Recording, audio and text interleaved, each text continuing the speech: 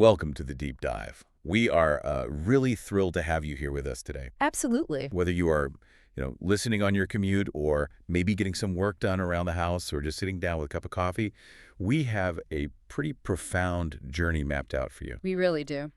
I want to start by throwing out a question.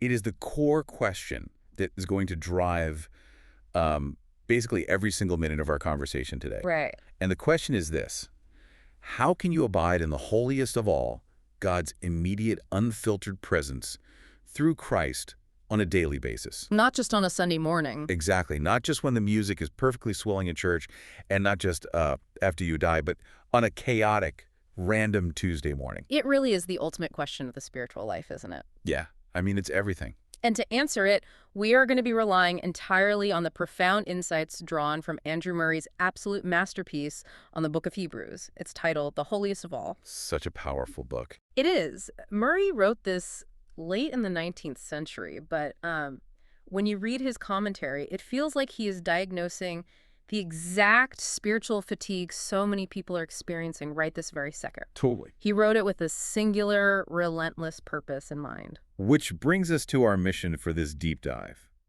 We want to guide you from a life that might feel characterized by spiritual exhaustion or constant self-effort and this nagging sense of distance from your Creator. Yeah, that distance is what kills us. Right.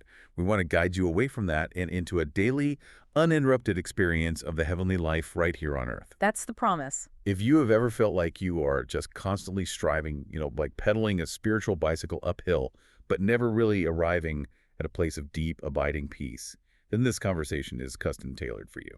We need to establish right up front that Murray wasn't interested in abstract theology. No, not at all. This isn't an exercise in splitting theological hairs or debating historical timelines just for the sake of intellectual stimulation. Right, it's not a textbook. Exactly. Okay. This is about a radical, fundamental shift in daily living. What Murray makes incredibly clear is that far too many people settle for a wilderness experience. A wilderness experience. Yes. They are surviving, their sins are forgiven, but they are not dwelling in the presence. But the promise of Hebrews is something far greater. It is the promise of an open door into the very heart of God. Okay, let's unpack this. Let's do it. Since you, our listener, are likely pretty well versed in the basic layout of the Old Testament tabernacle, let's bypass the basic architectural blueprint and get right into how Murray weaponizes this metaphor to critique the modern church. It's a brilliant critique. It really is. So we know the layout. There's the outer court with the brazen altar. Right. Then the holy place where the priests do their daily work. Breaking the sacrifice. Yeah, burning incense, the lampstand, all of that. And then that massive, thick veil blocking the final room, the holiest of all. What Murray zeroes in on is the psychological and spiritual conditioning of that veil. For 15 centuries, the message of that heavy veil was unequivocal and honestly traumatic. Traumatic is a good word for it. The message was, enter not. Enter not. That was the old covenant reality. Man and a holy God could not dwell together intimately because of the unresolved issue of sin. So there was always a barrier. Always. The high priest could only enter that final room once a year, on the Day of Atonement, and he could never enter without the blood of a sacrifice. Just to keep from dying himself. Exactly. It was a constant visual reminder of separation.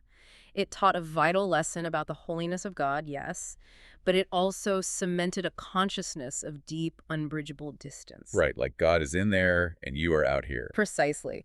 The average person, and even the regular priests who spent their entire lives serving in the holy place, could only get so close. When I read Murray's take on how that veil remains intact in our own modern minds, I mean, it completely stopped me in my tracks. It's a sobering thought. I had to look at my own routine and ask myself some really hard questions.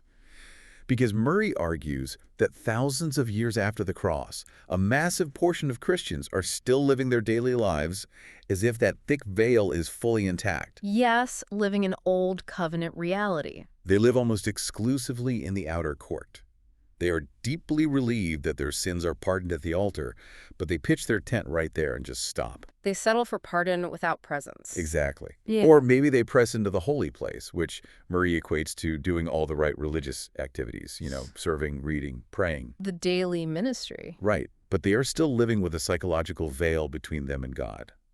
They are doing the work of the priesthood, but absolutely lack the deep resting joy of his immediate presence. It is a tragic irony. They are living an Old Covenant reality in a New Covenant era. It makes no sense when you think about it. They have the theology of the New Testament, but the lived experience of an Old Testament Israelite. But the massive paradigm shift, the earthquake that changed the cosmos, happened when Christ died. The moment of his death. The text emphasizes that at that exact moment, the veil of the temple was rent in two from top to bottom. From top to bottom, meaning man didn't do it. Exactly. God tore it. It wasn't just moved aside for a moment. It was violently torn apart by God himself. Ripped wide open. The two compartments, the holy place of serving and the holiest of all of dwelling, became one single room. The message of heaven shifted instantly and permanently from enter not to enter in. Enter in. And the why here is crucial. Christ didn't just die to save us from a future hell. He died to bring us into direct, personal, living fellowship with the living God right now. If you are listening to this right now, look at your daily routine. Look at your internal dialogue, your background anxiety level. That's the real test. Are you serving God with a veil between you? Are you standing in the outer court, just grateful you have a ticket out of judgment? Or are you actually living and dwelling in the holiest of all? Because the door has been kicked wide open. Yeah. That transition from the outer court to the inner sanctuary is the entire trajectory of the Christian life according to Hebrews. So how do we make that transition? Yeah. Because clearly a lot of us are stuck. To help us understand how to actually make that transition, Murray identifies what he calls the three great mysteries in the book of Hebrews. Okay, 3 mysteries. Now, these aren't mysteries in the sense of a puzzle to be solved like a murder mystery. All right, not a whodunit. Rather, they are profound spiritual realities that have been revealed specifically to remedy our Christian feebleness. Murray insists that when believers are weak, slothful, or constantly struggling with doubt, it is almost always because they have not firmly grasped these 3 realities. Let's dive into those. Mystery number 1 is the heavenly sanctuary open. Yes. We often default to thinking of heaven strictly as a future destination. A geographical location we go to when our physical bodies die. The whole someday up in the clouds mentality. Exactly. But Murray reveals from the text that heaven is actually a state of life. A state of life. Christ didn't just go to a place. He entered the true heavenly tabernacle for us, opening the very presence of God so that we can dwell there now. We do not have to wait for our physical bodies to give out to experience the heavenly life. The holiest of all is no longer sealed off for a future age. It is accessible daily through faith. Which is mind-blowing. Christ's entrance into heaven wasn't just a personal victory lap after the resurrection. It was a pioneering act on our behalf. He went in for us as a forerunner. He left the door open behind him. This completely counters that low, feeble spiritual life so many experience. If heaven is open day by day, inviting us into abiding communion with God's love and power, then our daily earthly life can be absolutely suffused with the atmosphere of heaven. So you take it with you. You carry the atmosphere of the holiest of all with you into your workplace, your home, your conversations. But wait, how do we actually get in? I mean, it is one thing to know a door is open, but what is the actual path to walk through it? That brings us to the second mystery.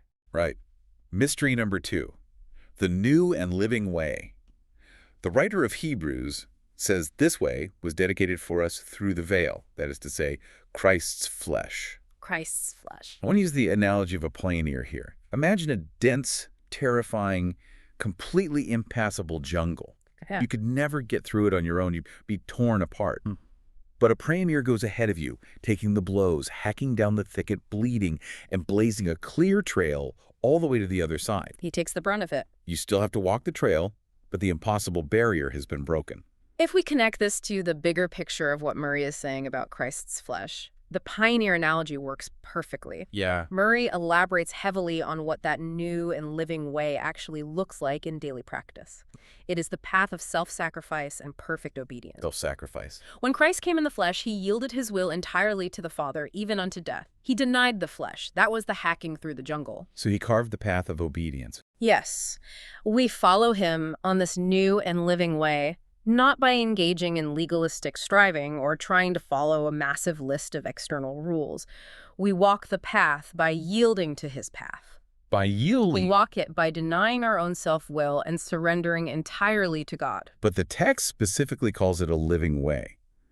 If it's just about me sacrificing my will and denying myself, That sounds incredibly exhausting. That sounds like dead religion all over again. This raises an important question, and Murray anticipates it.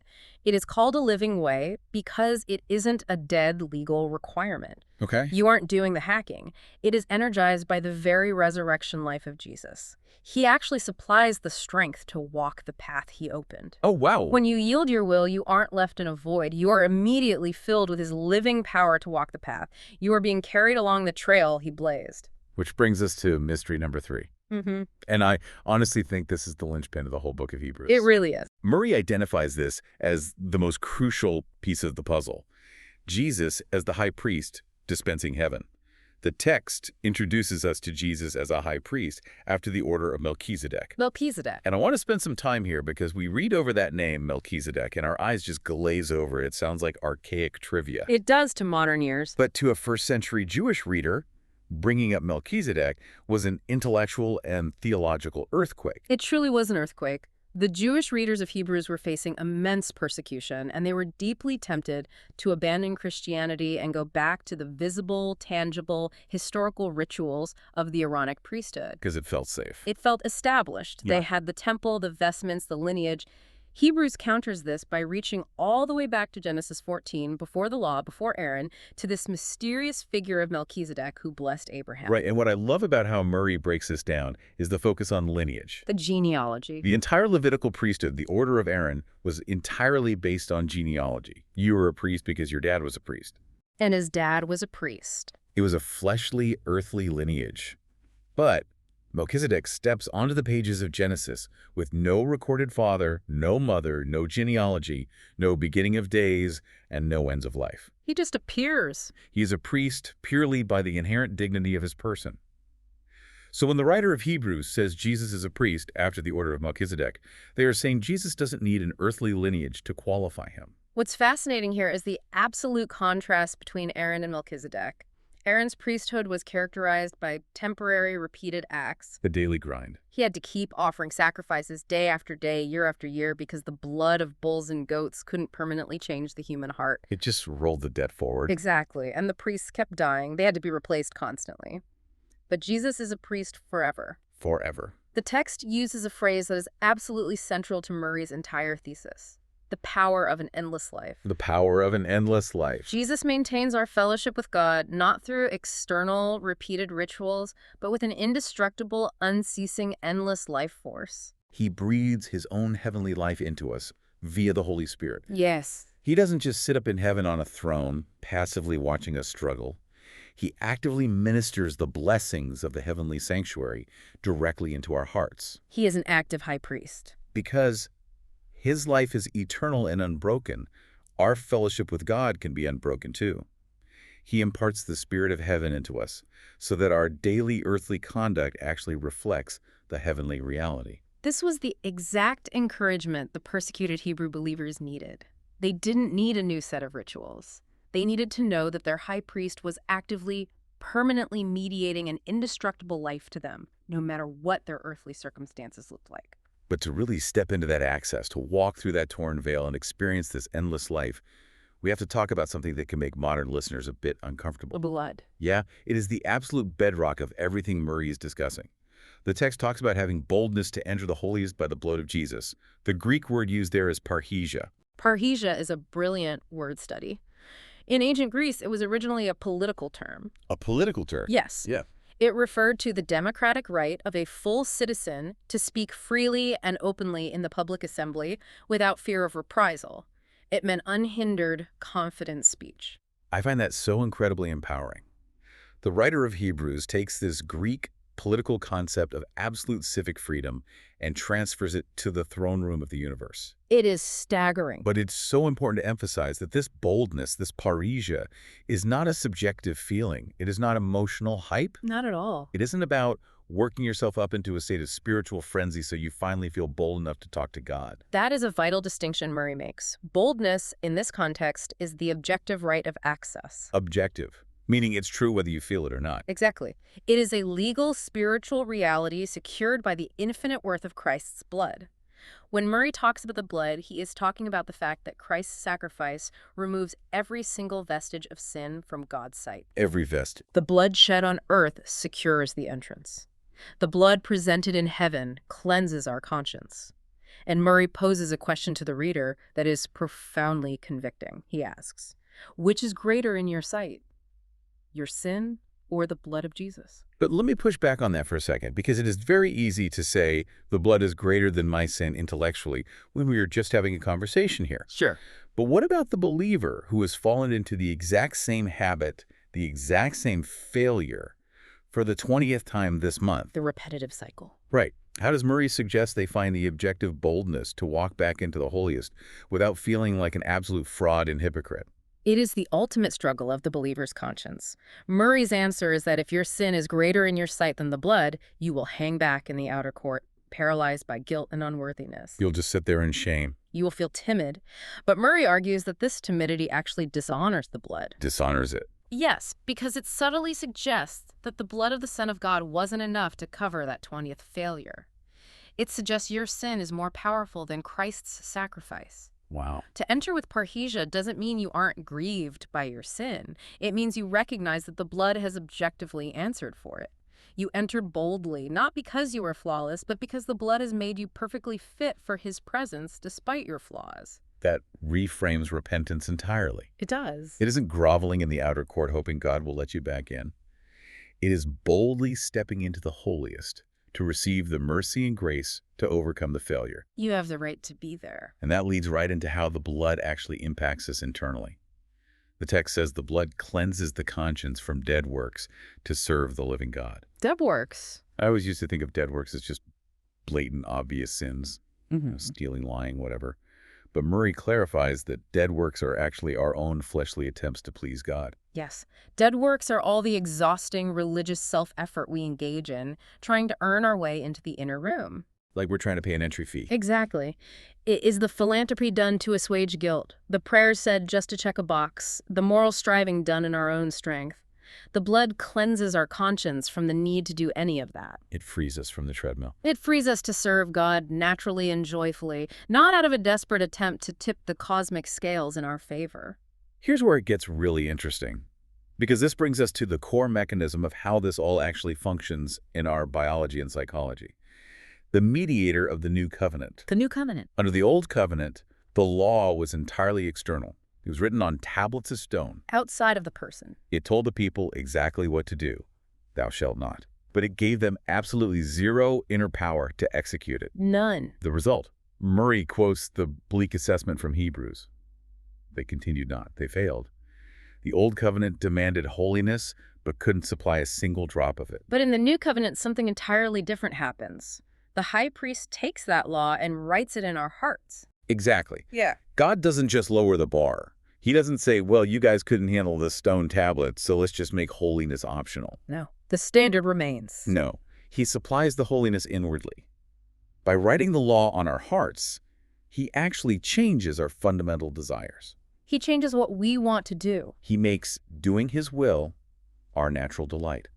It is no longer an external rule we are fighting against. It becomes our very nature. That's the organic change. It is the difference between trying to force a fish to fly and simply letting a bird soar. When the law is in your heart, serving God becomes the natural, unforced expression of your new nature. It is an organic transformation, not a behavioral modification.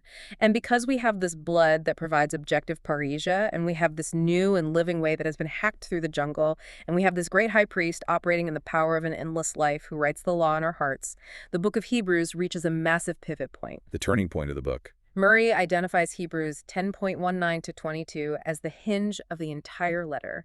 It moves decisively from doctrine to practice. From the what to the how. The command is clear. Let us draw near. Since all of this has been provided, step in.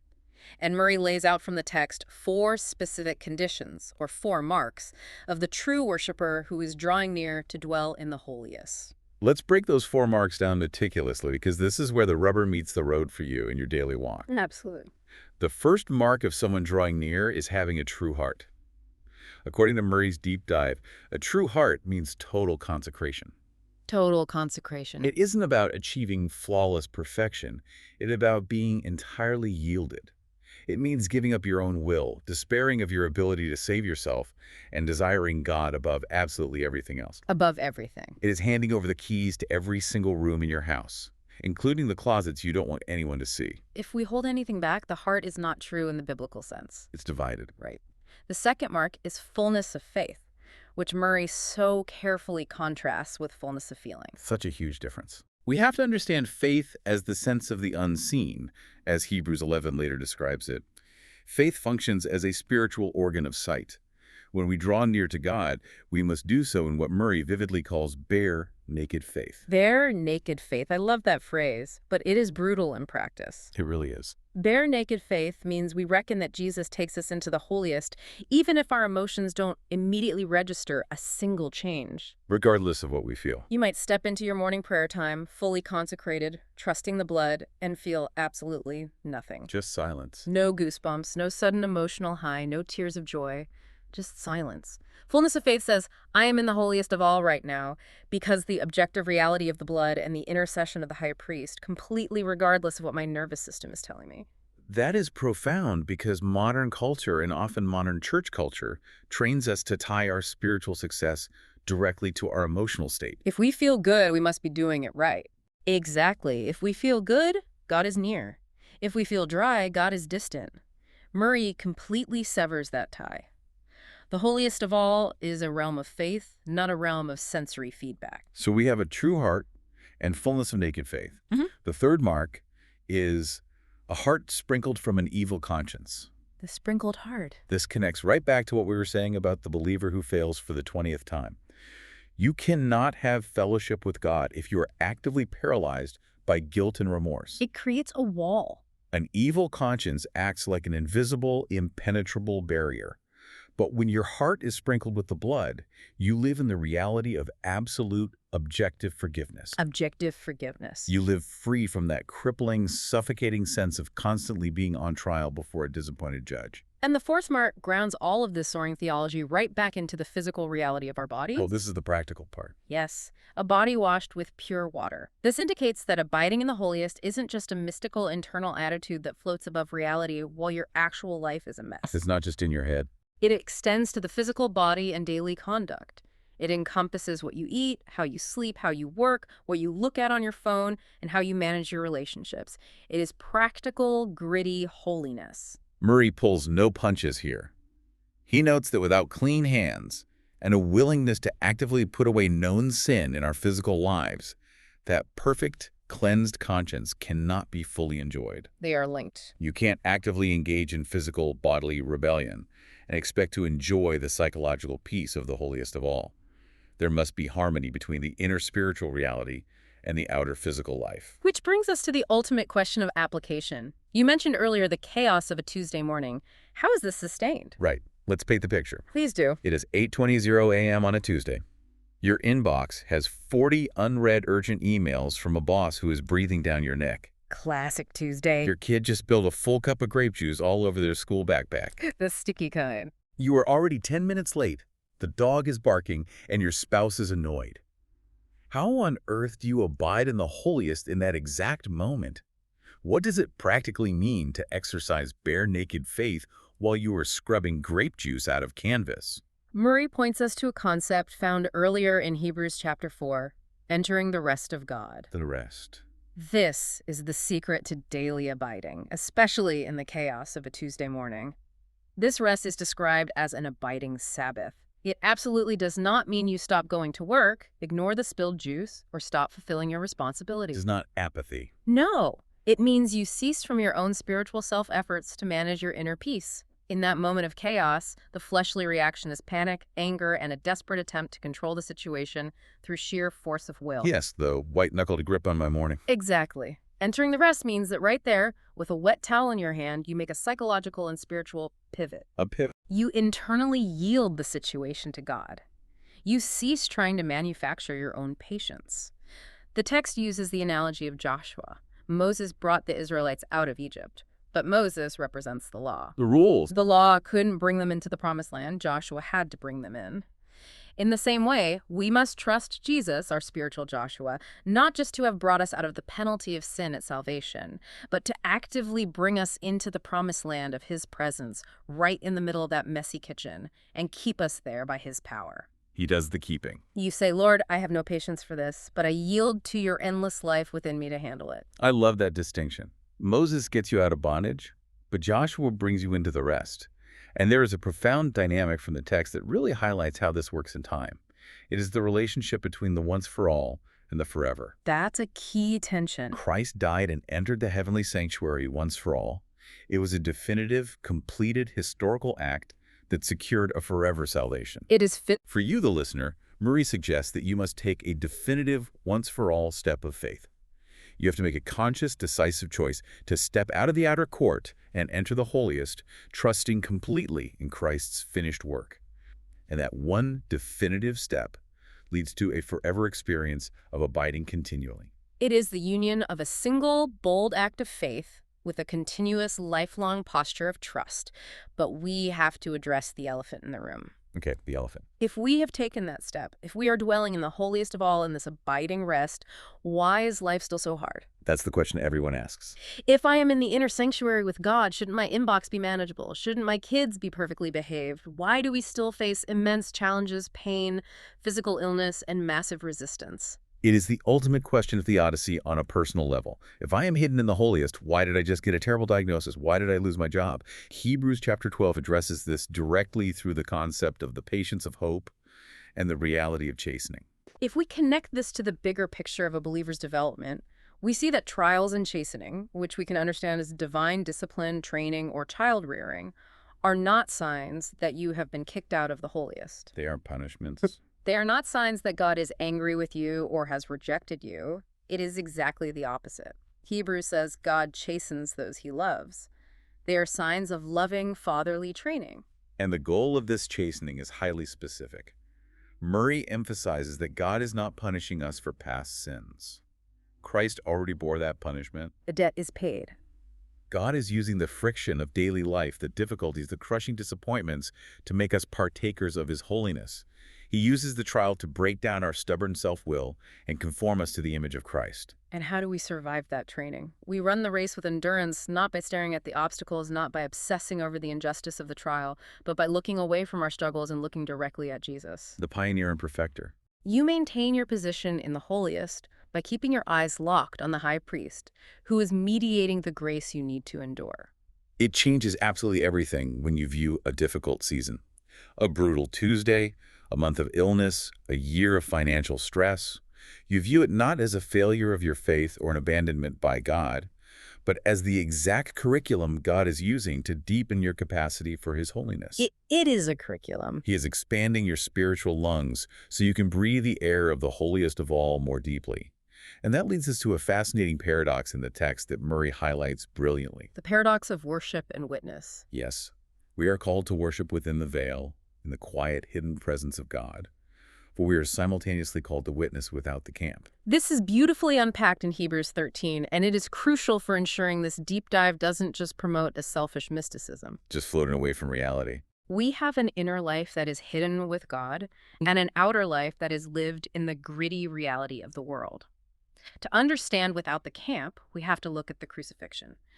Jesus was crucified outside the city gates of Jerusalem. Outside the camp. He was cast out by the religious establishment. He bore the ultimate reproach and shame. He was expelled from the camp of respectable established religion. Precisely. And Murray argues that believers today must also separate themselves from the worldly camp. And we must be careful here because this camp doesn't just mean secular society or the bad people out there. It's broader than that. The camp often includes superficial, fleshly, or merely external forms of religion. It includes church cultures that are built on entertainment rather than the presence of God. That is a sharp critique. To live in the holiest means we must be willing to bear Christ's reproach outside that camp. It requires what Murray calls the pilgrim spirit. The pilgrim spirit. It makes me think of Abraham leaving his prosperous homeland of Ur to live in tents in a land he didn't know. Living as a foreigner. Or Moses choosing the reproach of Christ over the massive, unimaginable treasures of Egypt. It is a profound internal detachment from the world. Attachment. You are in it, you are working your job, you are raising your kids, but you're not anchored to it because your true anchor is within the veil. And this isn't just about taking an internal philosophical stance. It shows up in very practical, observable sacrifices. The New Covenant doesn't require the sacrifice of bulls and goats, but it absolutely requires daily sacrifices. What kind of sacrifices? Murray lists them directly from Hebrews 13. The continual sacrifice of praise from our lips, doing good to others, communicating, which in this context means generously sharing your resources with those in need, and assembling together for mutual encouragement. And that completely shatters the idea that life in the holiest is some sort of selfish, solitary luxury where you just sit in a dark room with a candle and enjoy spiritual highs while the world burns. Not at all. Drawing near to God in the inner sanctuary is what provides the actual, tangible power to go out and bless a dying world. The high priest ministers the heavenly life to us so that we can minister that same life to others. The inner fuels the outer. The inner sanctuary equips us for outer service. If you are truly abiding in the holiest, it will result in you being more generous, more loving, and more engaged with the pain of the world, not less. And it culminates in a very grounded, practical reality that Murray points out: contentment. Hebrews specifically commands believers to be free from the love of money. So what does this all mean? How practical is that? The ultimate proof that you are dwelling in the holiest of all isn't just that you sing loudly on Sunday, or that you can articulate the difference between the Aaronic and Melchizedekian priesthoods. It's seen on Monday. The proof is that you are fundamentally free from the anxiety of materialism on Monday. You are anchored by the promise quoted in Hebrews, "I will in no wise fail thee, nor in any wise forsake thee." That is true security. When you possess the immediate presence of God as your abiding portion, the desperate, clawing scramble for earthly security loses its grip on you. You don't need to hoard resources to feel safe because your safety is secured behind the veil. Synthesizing this entire massive journey through Murray's work, we see a stunningly cohesive picture of the Christian life. To abide in the holiest daily means to completely cease your own fleshly striving. Stop trying to earn it. It means trusting absolutely in the objective power of Christ's blood, having that parrhesia to give you the right to be there, regardless of your shifting emotions. It means following Christ's path of yielding your will, the knee and living way. The pioneer's path. And it means relying entirely on your heavenly high priest who operates in the power of an indestructible life to maintain your standing in God's presence through the moment-by-moment supply of the Holy Spirit. It is the shift from trying to build a rickety ladder to heaven through your own good works to realizing the elevator has already been sent down, the doors are wide open, the blood has paid the fare, and Jesus is simply inviting you to step inside and stay. And it is absolutely vital to remind you, the listener, of something Murray emphasizes on almost every page. This is not an impossible ideal reserved for an elite group of super saints, isolated monks, or hyper-intellectual theologians. It's not just for the professionals. This is the exact heritage and the intended, normal destiny provided for every single believer who is willing to step out of the outer court.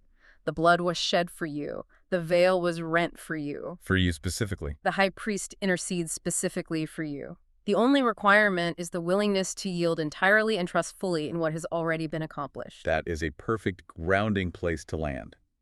But before we wrap up, I want to leave you with a final thought to mull over, something to explore on your own that builds on everything we've uncovered in this text today. A final thought. We've spent this entire time talking about how the massive, heavy veil separating us from the holiest of all was violently torn away by God himself. He removed the barrier. The barrier is gone. So if God has removed the barrier, is it possible that the only thing keeping you out of his immediate presence today is a veil of your own making? A self-made veil. Is it possible that a subtle, stubborn reliance on your own strength, your own moral goodness, or your own intellectual understanding is acting as a self-made curtain, blinding you to the finished work of Christ? Or perhaps it is a veil of self-condemnation, refusing to believe that the blood is actually greater than your 20th failure. It's a powerful question to sit with. It is something to seriously consider as you face your inbox, your family, and your daily life this week. We want to thank you so much for taking this extensive deep dive into the source material with us today. Keep seeking, keep learning, and we will catch you on the next deep dive.